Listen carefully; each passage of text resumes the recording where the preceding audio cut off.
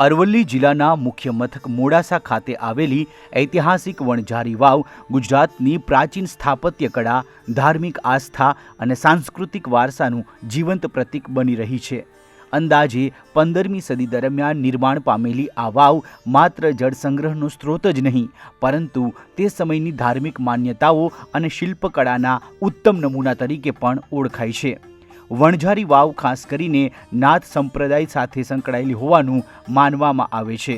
વાવના વિવિધ સ્તંભો, ગોખલા અને દિવાલો પર કંડારવામાં આવેલી પ્રતિમાઓ તે સમયના આધ્યાત્મિક અને ધાર્મિક જીવનની ઝાંખી કરાવે છે. વાવની ડાબી બાજુના પ્રથમ સ્તંભ પર નાગનાથની પ્રતિમા કંડારવામાં આવી છે, જે નાથ સંપ્રદાયના મહત્વપૂર્ણ યોગી તરીકે પૂજનીય માનવામાં આવે છે. વાવના કૂવામુખ પર આવેલા મુખ્ય મોભ ઉપર પૂર્વ દિશામાં હારબંધ નવનાથોની પ્રતિમાઓ કંડારવામાં આવી છે. નવનાથ પરંપરા ભારતીય યોગ અને તપસ્યાની પ્રાચીન પરંપરાનું મહત્વપૂર્ણ કેન્દ્ર રહી છે. આ પ્રતિમાઓ વાવને આધ્યાત્મિક મહત્વ પ્રદાન કરે છે અને નાથ સંપ્રદાયના પ્રભાવની સાક્ષી પૂરી પાડે છે. આશરે 500 વર્ષ જૂની મોડાસાની આ ઐતિહાસિક વણઝારી વાવના સ્થાપત્ય, શિલ્પકલા અને પ્રાચીન બાંધકામ વિજ્ઞાનના વારસારૂપી ઇતિહાસને લઈને જાણીતા શિક્ષણવિદ, લેખક અને રાજ્ય પારિતોષિક વિજેતા આચાર્ય ડૉક્ટર જગદીશ સુથારે કેટલીક મહત્વની વાતો કહી છે. વણઝારી વાવ એ મોડાસાના મધ્યમાં આવેલી વાવ એટલા માટે ગણાય કારણ કે 4 રસ્તાથી બિલકુલ નજીકનો વિસ્તાર ત્યાં આ વણઝારી વાવ સ્થિત છે અને એનું સ્થાપત્ય અને એ બધું જોતા એવું જણાય છે. અને જે પુરાતત્વ ખાતાએ પણ એને સમર્થન આપ્યું છે એ પ્રમાણે 15મી સદીમાં લગભગ આ વાવનું નિર્માણ થયું હશે અને એની કોતરણી અને કેટલાક ખંડિત અવશેષો છે અને કેટલાક સ્થાપત્યો એ જે તે સ્થિતિમાં પણ છે.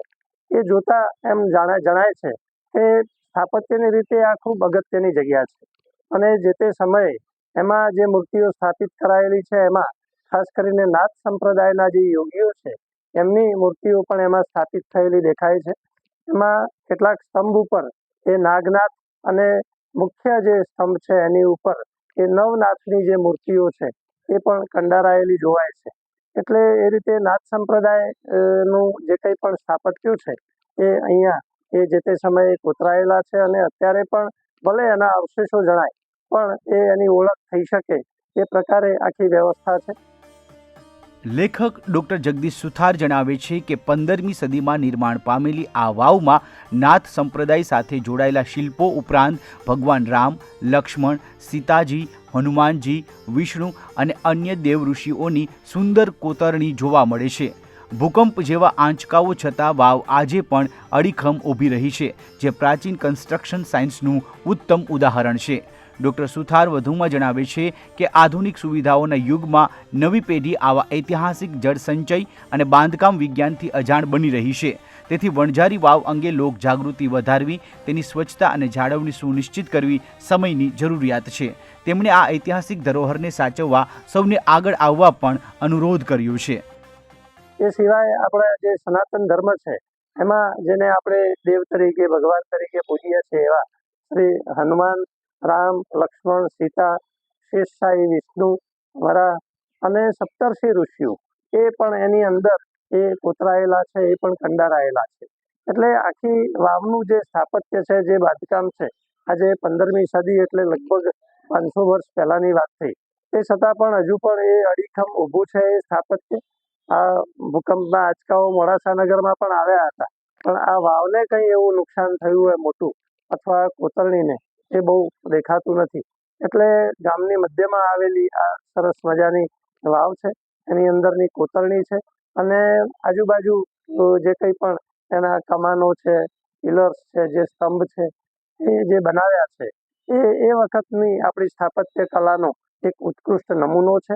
એટલે એ સંદર્ભમાં લોકોમાં જાગૃતિ આવે અને હવે જરૂરિયાત વાવની રહી નથી, પાણીની બીજી વ્યવસ્થાઓ હોય છે એટલે એમાં સ્વચ્છતાના કે બીજા બધા પ્રશ્નો રહે, પણ કોઈને કોઈ રીતે લોકોમાં જાગૃતિ ઊભી થાય, એના વિશેની જાણકારી આવે, એની જાળવણી થાય અને આ પ્રકારની આપણો જે વારસો છે, સ્થાપત્ય છે એ જળવાય તો નવી પેઢી પણ એનાથી વાકેફ થશે. વણઝારી વાવના અન્ય સ્તંભો અને ગોખલાઓમાં પણ અનેક દેવી દેવતાઓની સુંદર શિલ્પાકૃતિઓ જોવા મળે છે. એક સ્તંભ પર ભગવાન હનુમાનજીની પ્રતિમા કંડારવામાં આવી છે, જ્યારે ગોખલામાં ભગવાન શ્રીરામ, માતા સીતા અને લક્ષ્મણજીની પ્રતિમાઓ સ્થાપિત છે. આ પ્રતિમાઓ રામાયણ કાળની ધાર્મિક પરંપરા અને લોક આસ્થાનું પ્રતિબિંબ રજૂ કરે છે. વાવમાં શેષશાહી, વિષ્ણુ, વરાહ અવતાર તેમજ સપ્તશ્રીઓની પ્રતિમાઓ પણ જોવા મળે છે. આ શિલ્પો તે સમયના કારીગરોની અદ્ભુત કોતરણી કળા અને ધાર્મિક વિષયો પ્રત્યેની તેમની ઊંડી સમજણને ઉજાગર કરે છે. પથ્થરમાં કંડારાયેલી આ પ્રતિમાઓ આજે પણ પોતાની કલાત્મક ભવ્યતા અને ઐતિહાસિક મહત્વ જાળવી રાખવામાં સફળ રહી છે. વણઝારી વાવ માત્ર મોડાસા કે અરવલ્લી જિલ્લાનો જ નહીં, પરંતુ સમગ્ર ગુજરાતના સાંસ્કૃતિક વારસાનો મહત્વપૂર્ણ ભાગ છે. ઐતિહાસિક અને પુરાતત્વીય દ્રષ્ટિએ પણ આ સ્થળનું વિશેષ મહત્વ હોવાથી અહીં સંરક્ષણ અને જાળવણીના વધુ પ્રયાસો કરવાની જરૂરિયાત નિષ્ણાતો દ્વારા વ્યક્ત કરવામાં આવી રહી છે. અરવલ્લી જિલ્લાના મોડાસાના હૃદય સ્થાને આવેલી વણઝારી વાવ એ આપણા સૌ માટે એક ગૌરવનું સ્થાન છે. આશરે 15મી સદીમાં નિર્માણ પામેલી આ વાવ નાગનાથ